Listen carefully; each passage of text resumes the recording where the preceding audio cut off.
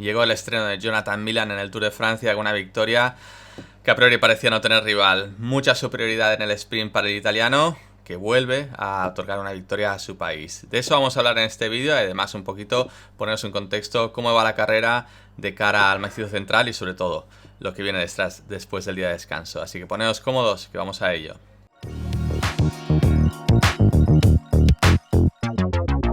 Pues Jonathan Milan, ¿no? Ese claro favorito al sprint para muchos, ¿no? Sobre todo no ha tenido rival en esa victoria. Si bien, pues bueno, faltaban otros velocistas, como en mi caso, yo diría que Merlier fue el gran ausente. Recordemos que Tim Merlier, el belga, tuvo un pinchazo a unos 10 kilómetros, le costó entrar, bueno, tuvo cierto desgaste, yo creo, y todo ese posicionamiento, ¿no? Una vez vuelves a entrar al pelotón, unido a que ya estamos con bastantes etapas del Tour, ¿no? Ya que se empieza a notar esa fatiga en los corredores, incluso en los velocistas, pues bueno, se lo dejó totalmente fuera de juego al belga. Y bueno, pues la verdad es que en este caso Milan fue muy bien arropado por su equipo. Si bien en el momento que lanza el sprint, ¿no? Él está también buscando ahí la rueda con Caden Groves, que le está lanzando Van der Poel, pero bueno, él en el momento que lanza, la verdad es que consigue llevarse un poquito a Van Aert a rueda, que ahí está muy hábil el belga, y al final lo cierto es que en el momento que lanza el sprint Milan no tiene rival. Algo similar podríamos ver mañana, luego vamos a hablar un poquito de la etapa con final en Châteaurouge, pero sí que yo creo que es momento para hablar un poquito y aclarar discusiones, sobre todo en los comentarios que habéis hecho, sobre todo de lo del vídeo de ayer, sobre la pérdida de oportunidad o no en el Muro de Bretaña. A ver, simplemente, sobre todo para aquellos que decís, Flecha, ¿estás de un lado o estás de otro? Yo siempre lo digo, mi visión es siempre lo más objetiva posible, ¿vale? Y mi misión sobre todo en el canal es eso, ¿no? Que entendáis y que os planteéis, ¿no? Situaciones diferentes a las obvias, a las que estáis viendo, ¿no? O sea, evidentemente, Tadej Pogačar pues fue a ganar esa etapa, pero yo creo que es justo plantearse, ¿no? Si era una oportunidad para Tadej de distanciar en su terreno, no en una subida dura, a su directo rival, ¿vale? A partir de ahí se hizo un análisis y en ningún momento, ¿no? Y eso es lo que quiero que por favor entendáis, en ningún momento digo que Tadej se equivoca, ¿vale? Eso sería juzgar la táctica que tuvo el líder del Tour de Francia en aquella etapa o en las que vengan, ¿vale? Tú puedes plantear, ¿no? Diferentes situaciones, tener diferentes opiniones y sobre todo explicar por qué igual te centras más en una opinión que en otra, ¿no? O por qué crees que cierta opinión puede tener más peso que otra. Pero claro, al momento que juzgas, yo creo que entras en otro terreno. Terreno en el que no he entrado, ¿vale? No he entrado para nada en decirlo. De hecho, incluso muchos decís, bueno, Visma tiene mejor equipo, o hablas de que uno tiene mejor equipo que otro. A ver, jamás he hablado de equipo más fuerte a nivel de individualidades. Siempre he dicho la manera en la que trabaja como equipo, ¿vale? Y en eso sí que Visma, en este inicio de Tour, ha estado trabajando, se le ha visto como más equipo en el momento de arropar a sus líderes, ¿no? Parece que los timings, en los momentos un poquito claves, sí que juegan a favor. Y he explicado los motivos, ¿vale? Evidentemente UAE tiene un equipo fortísimo. Veremos cómo se recupera Almeida, pero evidentemente es muy fuerte. Pero cuando toca ese trabajo como bloque, en según qué situaciones, pues bueno, a Tadej se le ve un poquito más por libre. Y es a diario, incluso en la etapa de hoy, se le ha visto más retrasado sin estar realmente arropado. Muchos pensaréis, no le hace falta. Por supuesto que no le hace falta a Tadej Pogačar, quizá gastar fuerzas en según qué momentos, y él lo sabe mejor que nadie. Pero recordad una cosa, ¿no? O sea, si tú intentas evitar según qué situación con un desgaste mínimo, a menudo eso es, yo creo que más fácil que evitar que te pille un corte, ¿vale? Por una caída y demás. Porque entonces el precio que pagas por ese corte y por recuperar ese tiempo que puedas haber perdido o el esfuerzo por volver a enlazar es un precio mucho más alto que el que implica estar bien colocado y arropado, ¿vale? Eso yo creo que lo tenemos todos claros. Entonces, a partir de ahí, ¿estoy juzgando de que se equivoca? Guay, no. O sea, estoy simplemente expresando, ¿no? las diferencias entre ambos equipos y de correr mejor o peor, ¿vale? Pero en ningún momento juzgo el hacer de cada equipo, ¿vale? Es simplemente una visión desde aquí, desde fuera, y cómo observo la carrera y cómo veo una carrera que llevo bastantes años viendo carreras, ¿no? Y si eso os es útil, bienvenidos. Y si por lo contrario creéis que quiero que gane un corredor o que gane otro, o que al final estoy hablando esperando que pase algo, ya os digo que os estáis equivocando.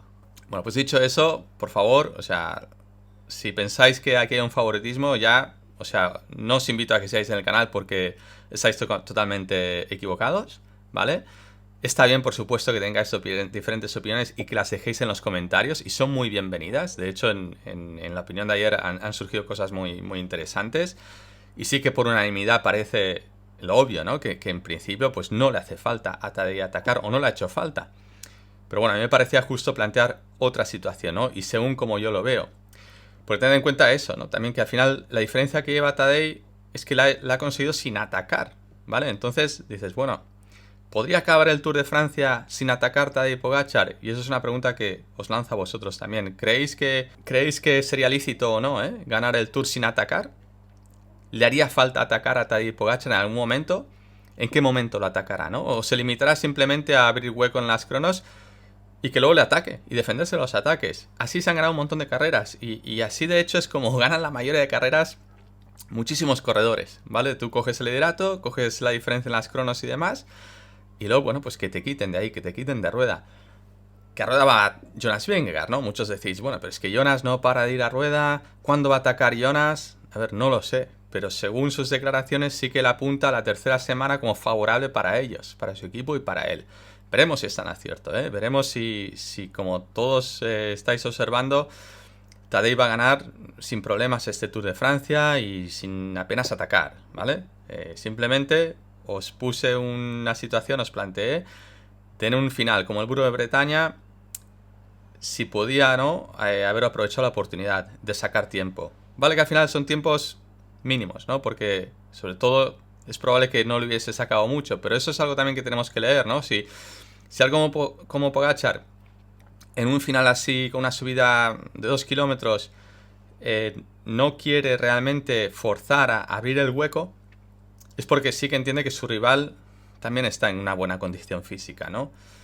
Y eso también es una lectura que os recomiendo que hagáis de la carrera. Luego cada uno que vea la carrera como quiera y que la interprete como le sea más conveniente, ¿vale? O sea, simplemente ahí os lo dejo y os hago pensar también, ¿eh? Que yo creo que eso es importante para todos. Pero pensar es eso, ¿vale? No es juzgar algo, porque eso es algo que no os recomiendo. No juzguéis si lo ha hecho bien o mal, porque hasta que no se cruce París no lo sabremos, ¿vale? Hasta que no llegue la meta realmente no podemos acabar de juzgar si se ha hecho bien o no. E incluso una vez así es difícil, ¿vale? Que nosotros desde fuera demos un juicio a cómo ha corrido cada uno. Al final hay que estar dentro, y yo creo que el primero que tiene que hacer un juicio de eso es el propio corredor, ¿vale? Y a partir de ahí nosotros ya podemos hacer nuestra propia interpretación. Pero bueno, eso es lo dicho, un poco por lo que ha ido el contenido de la carrera hasta ahora.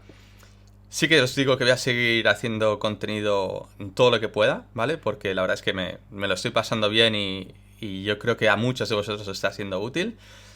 Y por eso, pues bueno, estoy mirando ya la pantalla porque ya he puesto un poquito la etapa de mañana, que acaba en Châteauroux. Hay que mencionar también Jonathan Milan, primera victoria italiana en 6 años. La anterior la había conseguido en Gap Matteo Trentin.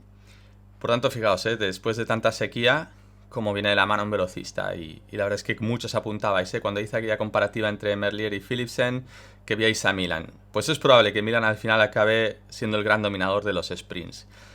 Pero para eso ya gana una etapa y a ver si lo acaba de confirmar el día de mañana, porque tiene una buena oportunidad. Así que bueno, vamos a ver un poquito. En RideWeek GPS he importado el track desde la web, como ya os he dicho, de Cycling Stage. Y vamos a ver un poquito esa ruta, porque según la previsión del viento, pues puede ser más nerviosa de lo esperado. Vamos a situarnos primero donde estábamos, porque estábamos, recordemos, por esta zona y observad una cosa, ¿vale? La zona donde estábamos hasta donde está Châteauroux hay un gran traslado, ¿vale? Esto es a tener en cuenta porque es bastante significativo, han ido cubriendo etapas con traslados muy pequeños desde lo que es la meta del día anterior a la salida del día siguiente, pero esta vez desde Laval a la salida de la etapa de mañana, pues bueno, ya les lleva la carrera un poquito más lejos, y sobre todo después de la etapa de mañana sí que tiene un traslado más largo hacia lo que es Massif Central. Pero bueno, dicho esto, vamos a centrarnos un poquito en la etapa en sí. Unos 170 kilómetros, apenas hay subida, etapa llana. Para Milan, según el sprint, lo veremos más tarde. Bueno, vamos a empezar por ahí porque si vemos un poquito esta parte final, ¿vale? Sí que se observan unos pequeños repechos, ¿no? Pero es que son... Si vemos esta parte, de aquí de los últimos 3 kilómetros, la verdad es que están con porcentajes muy leves, son pequeños falsollanos. Incluso la meta, si lo vemos aquí, os lo amplío un poco más, estamos en 600 metros en bajada. O sea, mañana tenemos que esperar un sprint muy rápido, en línea recta. De hecho, en Châteauroux ha ganado varias ocasiones Mark Cavendish, hasta le han dedicado una placa en el pueblo y demás. O sea, día de velocistas, sobre todo, y bueno, donde Jonathan Milan ha vuelto a dar una victoria de etapa a Italia después de 6 años. La anterior había sido Matteo Trentin en aquella fuga dirección Gap. Pues bueno, Milan que está en racha y es probable que lo siga mañana, ¿eh? Vamos a poner un poquito el tema del viento, ¿vale? Dejadme que lo superponga aquí. Eso es ahora, no, yo creo que me enseñes el sábado, vamos a decir, sobre la 1, que es cuando va a arrancar la etapa en principio, 1:30. Como vemos en su parte inicial, es un viento lateral de cara. Por tanto, pues bueno, en principio no va a ser buen sitio para la fuga hasta que sobrepasen, yo diría, hasta que lleguen a este punto, ¿eh? Aquí lo vemos, que serían, pues pasados los 35 primeros kilómetros, ¿no? Ahí empiezas un poquito con viento más lateral y más tarde ya sí que es un viento más lateral favorable, ¿eh? Fijaos que toda esta zona hasta meta, estamos ya con una situación, los 126 kilómetros, con viento lateral favorable. Vamos a ver, porque el horario que había puesto esto era la 1. Veremos si más tarde, sobre la previsión para las 4 de la tarde, por así decirlo, bueno, pues también sopla, ¿eh? Incluso se incrementa. El Sunday, perdón, he dicho sábado, me ha confundido el idioma. No, va a soplar, ¿eh? Todo el día. O sea, yo creo que toda esta zona va a ser muy peligrosa con viento lateral favorable, por tanto, que va a favorecer los cortes, la velocidad, rápida. O sea, va a ir con mucha rapidez. A favor de los cortes en caso de que algún equipo lo pruebe. Veremos si Visma aprovecha la oportunidad. Siempre el otro día, cuando hablaba de Tadej Pogačar sobre el Muro de Bretaña, podríamos hacer la misma pregunta. Al final no le ha sacado mucho jugo Visma al trabajo de equipo, ¿no? Recordad, Visma como equipo, no como individualidades de fortaleza de cada corredor. A ver si como equipo, pues mañana toma la oportunidad y si bien lo hicieron el primer día sin sacarle jugo, porque Tadej se soldó perfectamente a ellos, con Tim Wellens, excelente trabajo del belga, pues bueno, a ver si mañana le sacan un poquito de provecho a todo eso en el viento, ¿eh? Sobre todo, fijaos, aquí quedarían unos 90 kilómetros a meta. Bueno, hay diferencias, si bien más tarde el viento pues ya es más suave de cara a meta, ¿eh? En los últimos 35 kilómetros ya no hay tanto peligro. Valdría la pena, probar algo ahí. Bueno, si van con la intención que iban últimamente de desgastar y de molestar, en cierta manera, a UAE, podrían hacerlo. Luego veremos si les sacan renta, si les sacan partido en meta, en la meta de Châteauroux. Pero bueno, terreno hay, condiciones también van a estar ahí. Veremos si las carreteras, esos cambios de carretera, pues van de más ancha a más estrechas, si hay zonas expuestas y demás. Lo iremos viendo mañana durante la etapa en más detalle. Pero bueno, eso es un poco lo que esperamos de la etapa de mañana, previa al día de Macizo Central, y luego ya día de descanso y más tarde otro día de sprint. Por tanto, dos oportunidades que tiene ahora cerquita con la de mañana y el día de Toulouse.